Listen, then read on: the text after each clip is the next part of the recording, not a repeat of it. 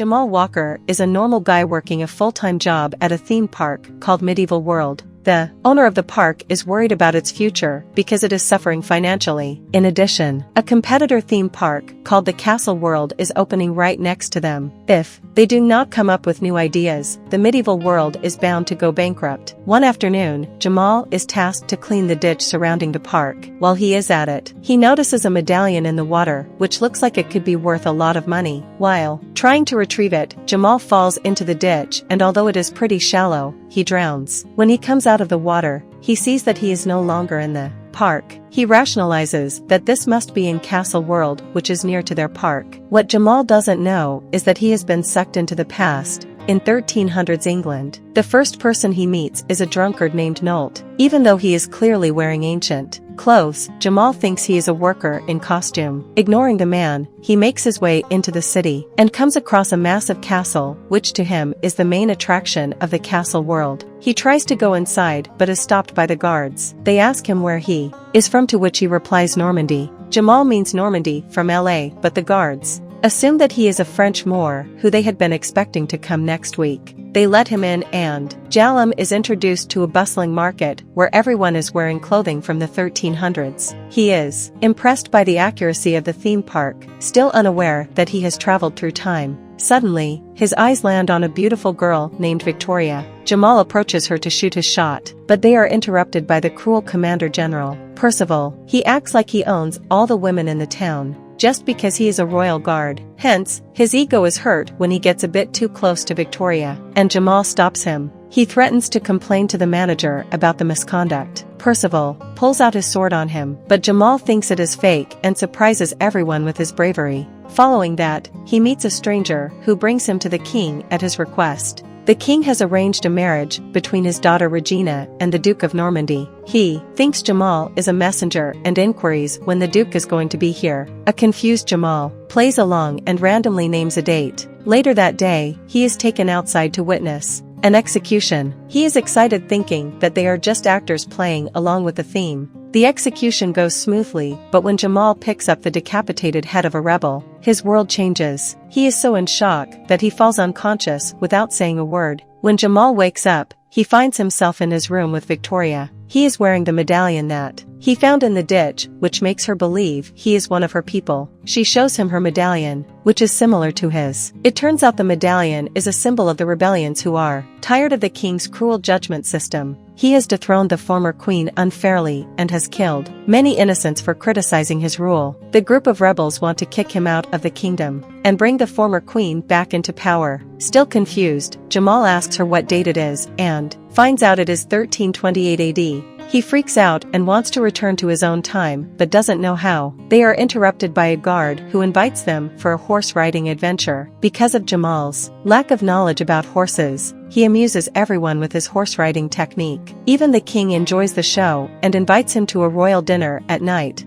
The party is dull, so Jamal lights it up by dancing like he used to in the future. Everyone joins him and it becomes the most lively party the palace has ever held. In the middle of it, Princess Regina pulls Jamal aside and forcefully plants a kiss on his lips. She has been hitting on him ever since his arrival, but was too scared to approach him in front of her father. Percival catches him red-handed and is enraged by the audacity of the newcomer. At the same time, two rebels are seconds away from attacking the king. Jamal hangs by the chandelier and lands on the king, ironically saving him from the rebels. When the situation calms down, Percival is reprimanded for not doing his job properly. While Jamal is praised and made the head of security, Percival drowns in jealousy and anger, but he is bound to keep his head down in front of the king's decision. Being the head of security, Jamal is given a bunch of responsibilities. He puts forward his idea to rebuild the opening to the castle with his head, which he argues will keep the enemies away. Before the plan is implemented, the king calls him for a more important task. A farmer was found stealing a turnip from the royal garden. Even though it was to feed his starving family, he is ordered to be executed for his crime. Moreover, since Jamal is the security head, he is tasked to take care of the execution.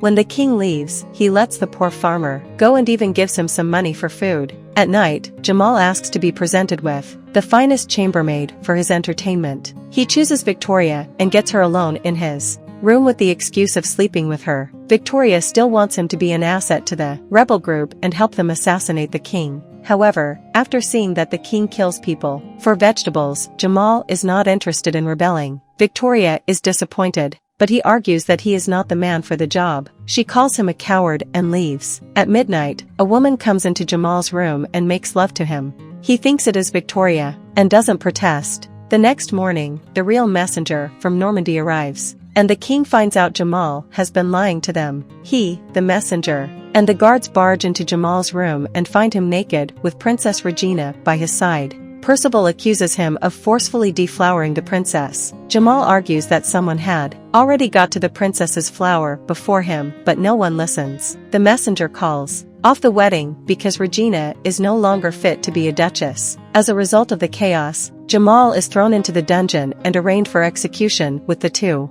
rebels who attempted to assassinate the king. In the dungeon, Jamal makes friends with the rebels who have already accepted their death. They tell him the story of the Black Knight, a revolutionary warrior. It is believed that the knight could not be bribed with all the money in the world and would fight vigorously for justice. In one of the battles, he was swallowed whole by a dragon. However, with the help of a sword of gold, he cut himself from the belly and killed the beast. After the incident, he could even breathe fire like a dragon itself. The next day, the trio is brought in front of the crowd to be executed. In a moment of panic, Jamal tells people that he is a wizard from the future who has the power to burn everyone. He tries to prove his point by using a lighter, but it doesn't work.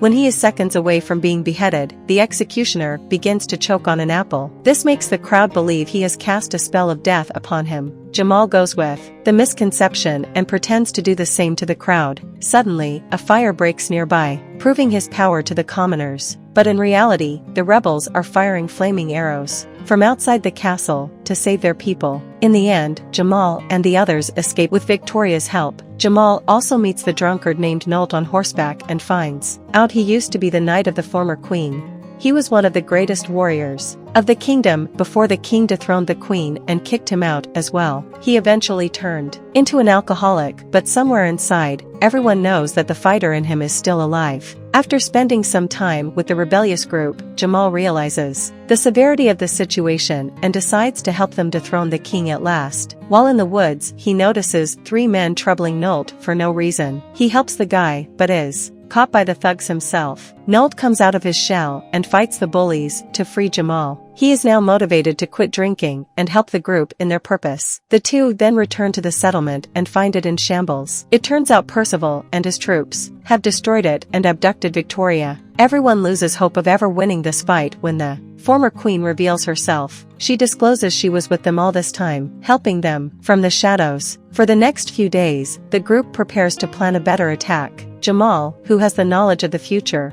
teaches them tactics used in American football and pro wrestling. This gives the unarmed reveals a means to battle when the time comes. He himself learns some basic sword fighting techniques from Nolt. Then, the day of the attack finally comes. The group prepares itself and gets ready to fight with their lives. Nolt leads them to the castle, but in only a few minutes, they are completely surrounded by guards under Percival's order. They are outnumbered and pushed back. Then, to everyone's surprise, the battlefield is invaded by the Black Knight himself. He makes a grand entrance, urging the guards to run away from him. Not only that, but he also breathes fire out his mouth. The rebels finally think they are about to win, but that is until the Black Knight falls off his horse, revealing that he is none other than Jamal himself. Percival is about to end his life when Nolt comes to his rescue and fights the guard. Following that, a fierce battle ensues between the two parties. Using the techniques that Jamal taught them, the commoners are able to trick and defeat many guards. Amidst the battle, the king runs to Percival and begs him to bring him to safety. Percival sees him as a weak and unworthy leader. Hence, when the king tries to give him an order,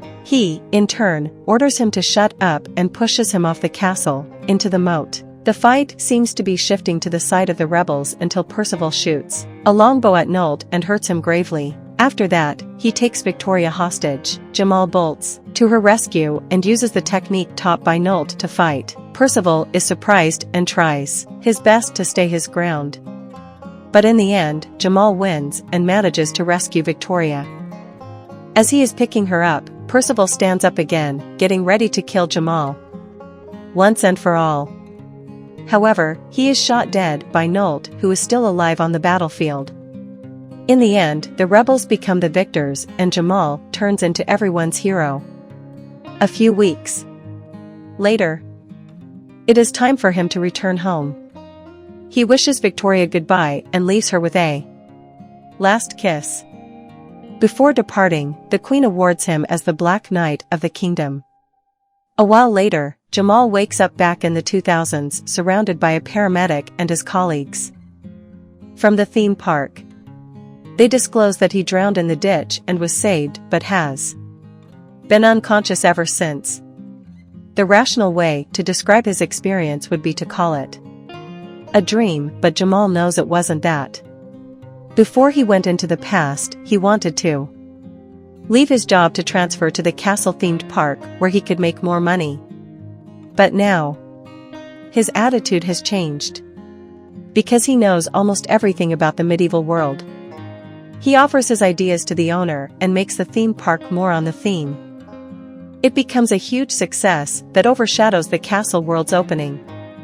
6 weeks later, Jamal is taking a stroll in the park when he comes across a woman named Nicole who looks exactly like Victoria.